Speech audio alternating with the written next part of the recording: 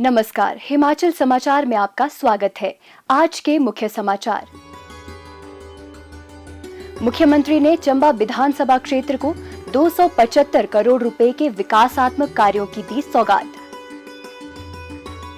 मुख्यमंत्री ने कहा, प्रदेश के सर्वांगीण विकास के लिए प्रदेश सरकार प्रतिबद्ध। चंबा शहर में बहुमंजिला पार्किंग और मिनी सचिवालय की घोषणा। मुख्यमंत्री ने कहा, नई खनिज नीति प्रदेश में अवैध खनन पर लगाएगी अंकुश। मुख्यमंत्री ने शिलाई विधानसभा क्षेत्र में 110 करोड़ रुपए की विकासात्मक योजनाओं के किए लोकार्पण एवं शिलान्यास। मुख्यमंत्री ने कहा, धनबल से जनमत का अपमान करने वालों को अवश्य सबक सिखाएगी प्रदेश की जनता। जन समस्याओं का समयबद्ध निदान प्रदेश सरकार की सर्वोच्च प्राथमिकता। और अब समाचार विस्तार से।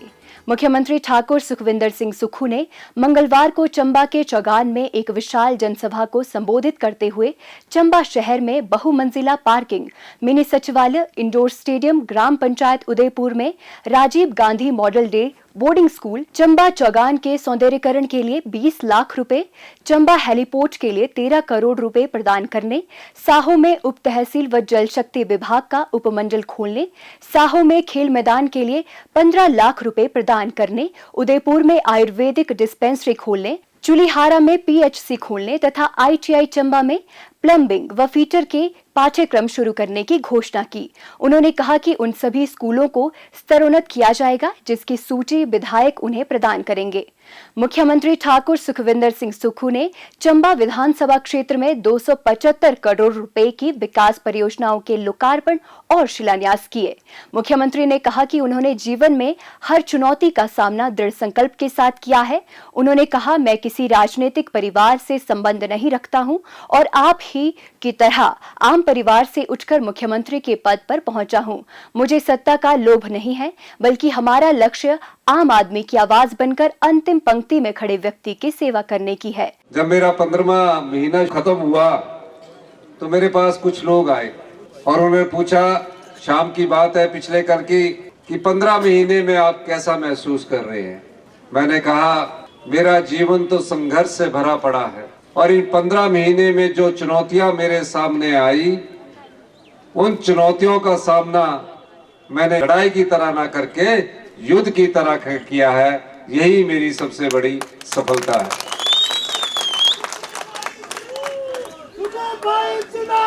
मुख्यमंत्री बनने के बाद जब मैं रिज के मैदान से मुख्यमंत्री पद की शपथ ली थी, मेरे मन में एक विश्वास था और वो विश्वास आप लोगों से पैदा हुआ है, क्योंकि मैं किसी परिवारवाद की राजनीति से नहीं आया।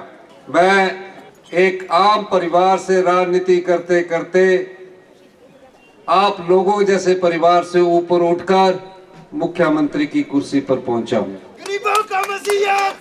और जब मैं मुख्यमंत्री की कुर्सी पर पहुंचा,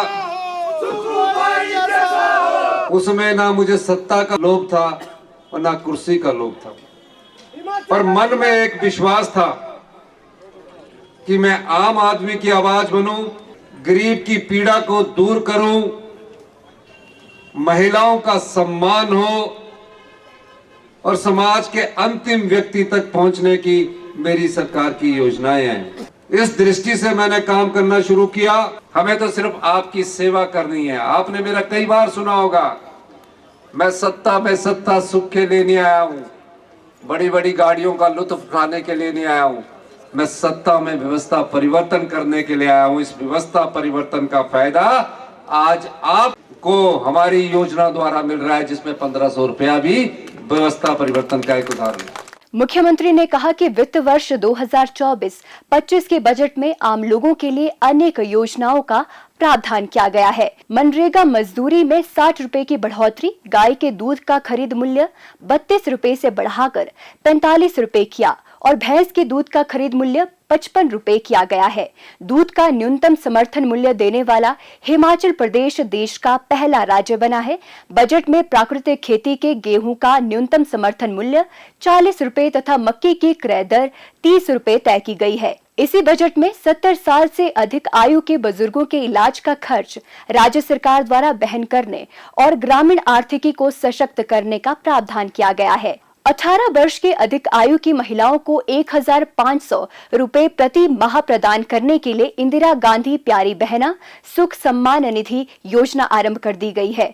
उन्होंने कहा कि आर्थिक चुनौतियों के बावजूद जन कल्याण के लिए अनेक योजनाएं धरातल पर उतारी जा रही हैं।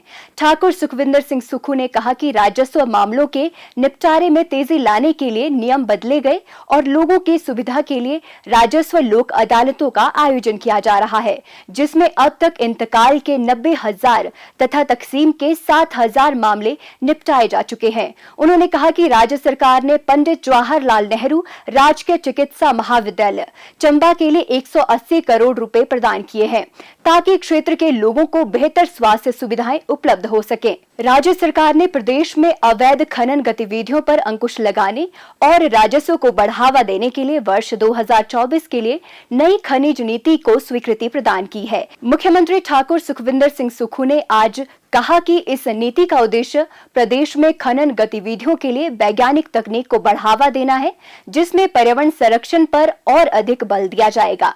उन्होंने कहा कि खनिज नीति 2024 प्रदेश की खनन संपदा का जिम्मेदारी से दोहन सुनिश्चित करेगी और सतत खनिज पद्धति को बढ़ावा प्रदान कर प्रदेश के लोगों को रोजगार के अवसर उपलब्ध करवाएगी। मुख्यमंत्री ने प्रशासन में पारदर्शिता और दक्षता पर बल देते हुए कहा कि खनन गतिविधियों को विनियमित करने और इससे संबंधित प्रक्रियाओं को सुव्यवस्थित करने के लिए एकीकृत ऑनलाइन पोर्टल विकसित किया जाएगा। मुख्यमंत्री ने कहा कि प्रदेश सरकार राज्य की आय सृजित करने के लिए नवीन पहल कर रही है। नई नीति अवैध खनन गतिविधियों पर अंकुश लगाते हुए प्रदेश के लिए राजस्व के स्रोत बढ़ाने और इसमें वृद्धि करने की सरकार की प्रतिबद्धता को दर्शाती है।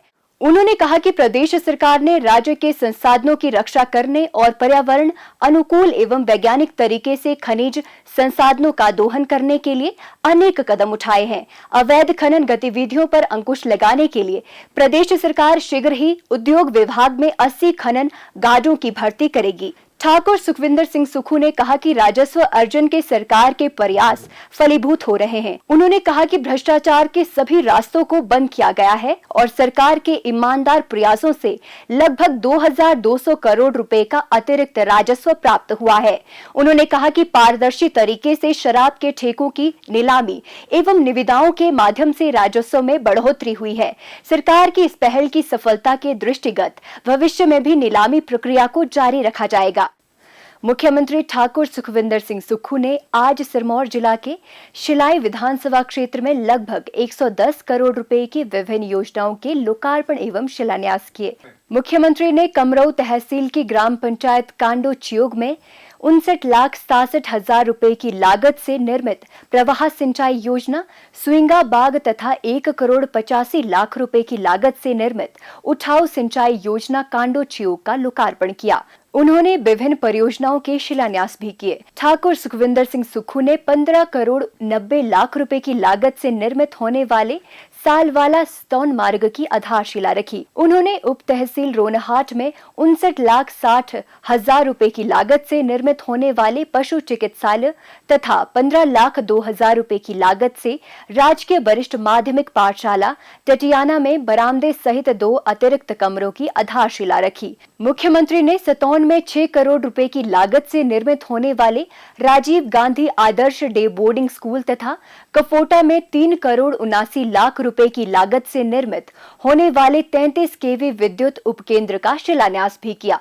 शिलाई में एक विशाल जनसभा को संबोधित करते हुए मुख्यमंत्री ने शिलाई में प्रदेश विद्युत बोर्ड का मंडल कार्यालय खोलने, शिलाई में विद्युत बोर्ड के अधिशासी अभियंता का कार्यालय खोलने, कमरऊ तहसील में तहसील कल्याण अधिकारी कार्यालय स्थापित करने तथा जाखना में औद्योगिक प्रशिक्षण संस्थान खोलने की घोषणा की। उन्होंने रोनहाट में खंड शिक्षा कार्यालय खोलने की घोषणा भी की।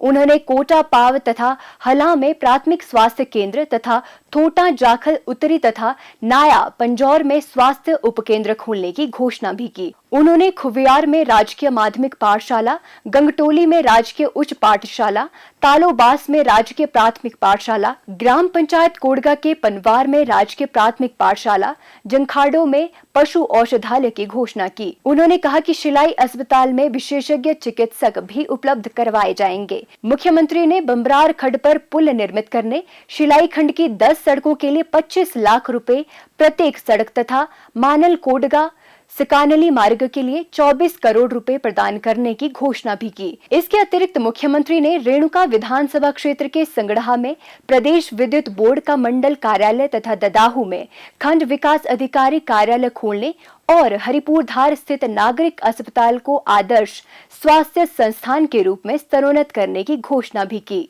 ठाकुर सुखविंदर सिंह सुक्खू ने कहा कि जन समस्याओं का समयबद्ध निदान उनकी प्राथमिकता है और वो राजनीतिक हित साधने के लिए समस्याओं को लटकाने में विश्वास नहीं रखते। मुख्यमंत्री ने कहा कि प्रदेश की कांग्रेस सरकार आमजन को राहत पहुंचाने के लिए समय पर निर्णय ले रही है। सोच समझकर लिए गए ये निर्णय चुनावी फायदे के लिए नहीं, अपितु जन कल्याण के लिए लिए जा रहे हैं।